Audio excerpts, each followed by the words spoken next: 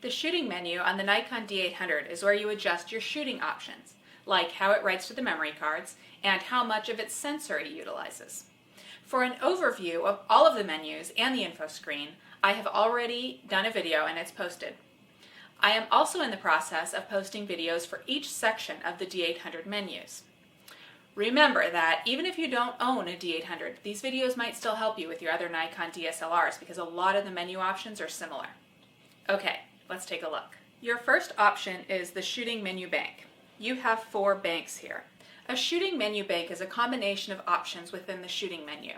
You can also have some additional options that you can add if you want through the extended menu banks, which I'll show you in a minute.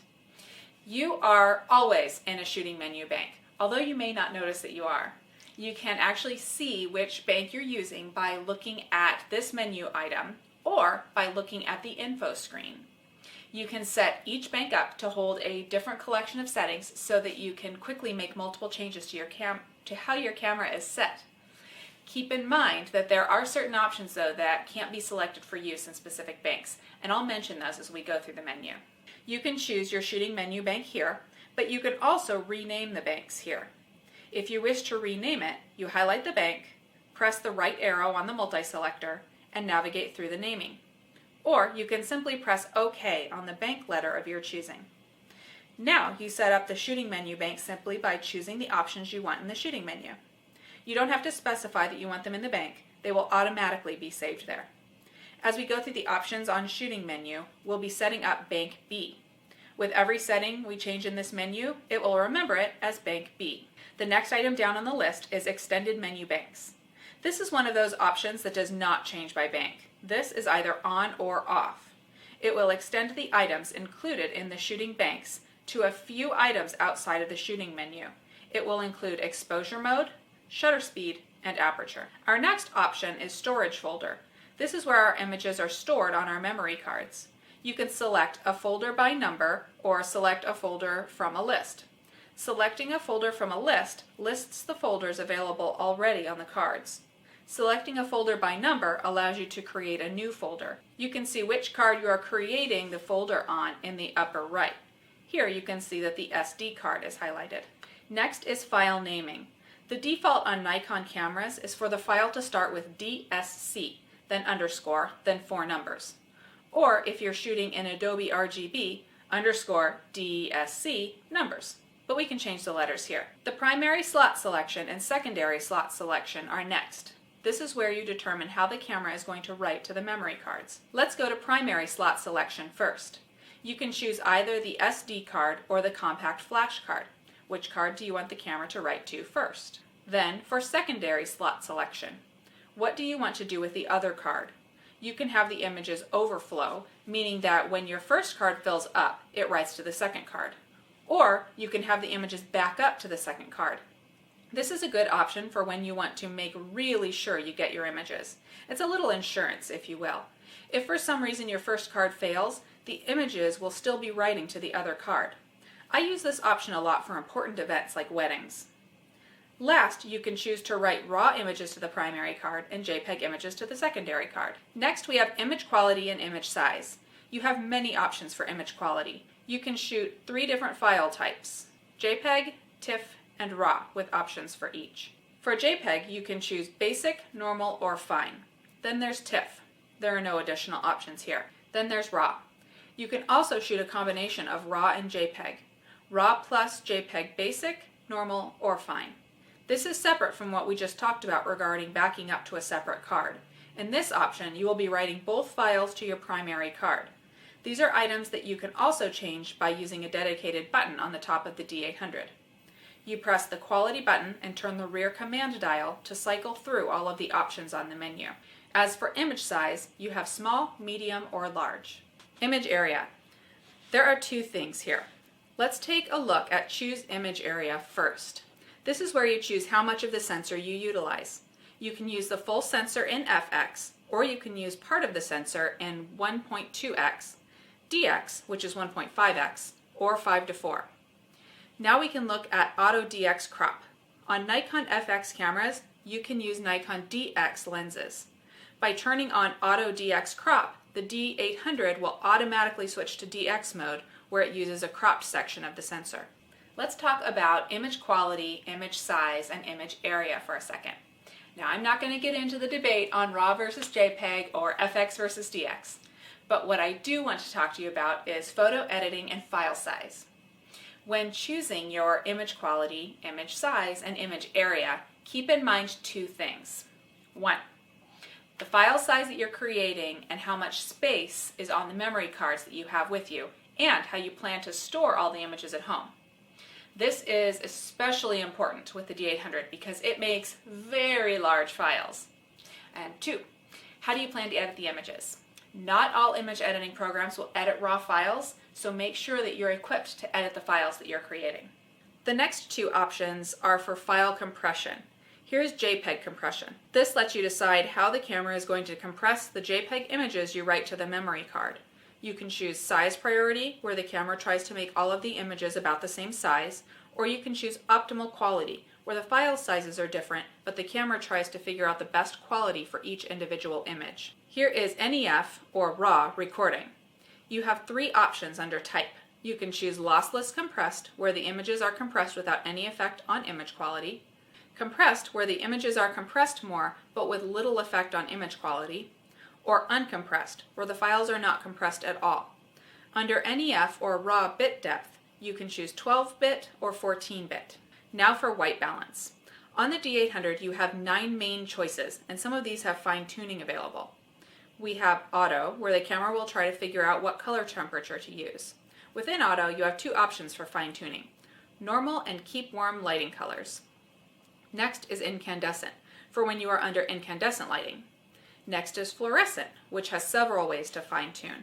You can choose sodium vapor lamps, warm white fluorescent, cool white fluorescent, day white fluorescent, daylight fluorescent, and high temperature mercury vapor. Then there's direct sunlight, and flash for when you're using a flash, and cloudy, and shade. Then there's K for Kelvin, where you can choose a specific color temperature.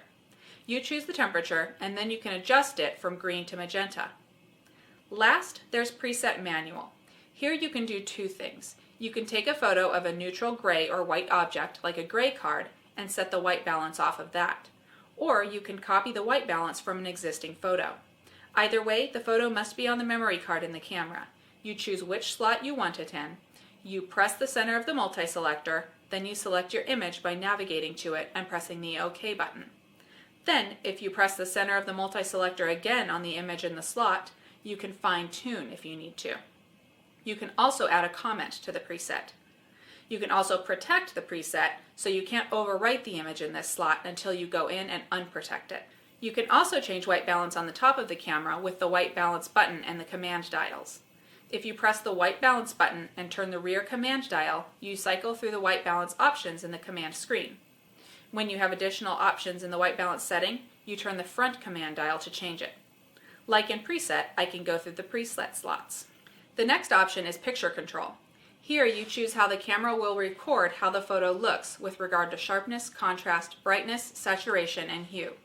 You can choose standard, neutral, vivid, monochrome, portrait, or landscape. Within these, there are fine-tuning options. Standard is your all-around setting, with fine-tuning for sharpening, contrast, brightness, saturation, and hue. If you make any modifications to these, an asterisk will appear next to the picture control name on the list. In neutral, the camera does limited processing and will give natural-looking results. The idea is that you should use this setting if you're going to do a lot in post-processing. You have all the same fine-tuning options. Vivid will enhance the primary colors, and you have the same fine-tuning options again. In monochrome, your images will be recorded in black and white. A note on monochrome, though, is that if you are shooting in RAW, the image will show up as black and white on your LCD screen in playback, but you're still capturing the color information, and you'll be able to access the color image in post-processing. The fine-tuning for this option is a little different. You have sharpening, contrast, brightness, filter effects, including yellow, orange, red, and green, and toning, like sepia or cyanotype. Next is portrait, which focuses on skin tones and has the same fine-tuning options as the other color options. And lastly is landscape, which focuses on the reds and greens. You've got the same fine-tuning options here too. One thing I should mention is the grid. You are able to view the fine-tuning on a grid for each picture control by pressing the zoom out button when you're on this list or when you're in the fine-tuning options. You can also quickly access the picture control options by pressing the key button when the LCD is off. It will take you directly to this menu. The next option is Manage Picture Control. Here you can edit each of the picture control options, or you can create a new picture control. If you go to Save Edit, you can choose from your existing picture controls. Pick which one you want to edit, and then you can edit the fine-tuning options we talked about before. The other option I have available is Load or Save. Here I am able to bring in any new picture controls that I have saved on my memory card or delete them from the card. This section is handy if you set up a custom picture control on another camera and you want to put it on your other cameras. Also, when you have custom picture controls, rename and delete will be available. This is sort of one of those options that you can't change from shooting menu bank to shooting menu bank. Sort of. You can have shooting menu bank B, remember to use Vivid, and shooting menu bank C, remember to use monochrome. However, you can't have shooting menu bank B use Vivid with the normal fine tuning, and then shooting menu bank C use Vivid with adjusted fine tuning. You would have to create a custom picture control to do that. Color space is next. You have two options, sRGB and Adobe RGB. Next is active delighting, where the camera helps bring out detail in highlights and shadows when you're in high contrast situations. You have off, of course, but you also have auto, extra high, high, normal, and low. Active delighting doesn't work in movie mode though, only for still images. High dynamic range is next on the menu. This is where the camera will combine two exposures to create one image, but this option cannot be used when shooting in RAW. You have options here too. First, you must choose your HDR mode. Off, on series, where HDR will remain on until you go in and choose off, or on single photo, where HDR will be on for only one image. Next, choose your exposure differential. You can choose auto, or 1, 2, or 3 EV. Then you must choose the amount of smoothing. This smooths the areas between the two images. You can choose normal, low, or high. Vignette control helps to lessen any darkening at the edges of your image. This option only works with type G and D FX lenses. You can choose high, normal, low, or off. Do you want auto distortion control on or off? This option reduces barrel distortion in photos taken with certain types of lenses. This option works with type G and D lenses. And if you choose on, be cautious when using a DX lens. Make sure your camera is set to only use the DX portion of the sensor. You might end up with a mess if you don't. Next is long exposure noise reduction. This option is only available for still photography and might slow your frames per second, but it will reduce the noise in your image when shooting with a shutter speed of slower than 1 second. You can choose on or off. Next is high ISO noise reduction. This will reduce the amount of noise in photos where you are using high ISO sensitivities. Here you have high, normal, low, and off. In ISO sensitivity settings, you can set the ISO sensitivity from a list. However, there is also a dedicated button on the top of the camera which allows you to scroll through the list of available ISO settings using the rear command dial. Back in the menu, you also have auto ISO sensitivity control here. This is where you can have the camera decide which ISO sensitivity is best for your given situation. You choose on or off, but you can also set parameters on this if you turn it on. You can set the maximum ISO sensitivity you want, meaning the camera won't use anything higher. And you can set the minimum shutter speed. One of your options here is auto, or you can choose a specific shutter speed. I have a separate video where I explain Nikon's auto ISO capability. Take a look at that for more information on how this option works. The next menu item is multiple exposure. You have the option to capture multiple exposures in one shot. Here we can choose off, on series, where this will remain on until you go in and choose off, or on single photo, where it will be on to create only one multiple exposure image. Next, you choose the number of shots, anywhere between 2 and 10. You physically have to press the shutter release that number of times to complete your multiple exposure, but you can use this in conjunction with the interval timer and have the camera release the shutter for you, and I'll explain interval timer in just a minute. And then you choose for auto gain to be on or off. If you choose on, gain will be adjusted according to the number of exposures you chose to be captured for each image. Like if you chose 3 exposures, gain would be 1/3. You cannot use this in live view, and this is one of the items that you can't change by shooting menu bank. This option is either on or off no matter which bank you're in. Multiple exposure is somewhat similar to HDR. Both of them can be used to expand the dynamic range of your image.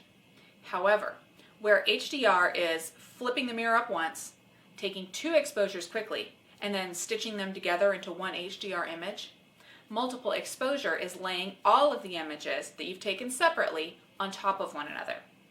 For that reason, multiple exposure can also be used to capture things like light trails of stars or the colorful trail of leaves floating on a stream. Interval timer shooting is next.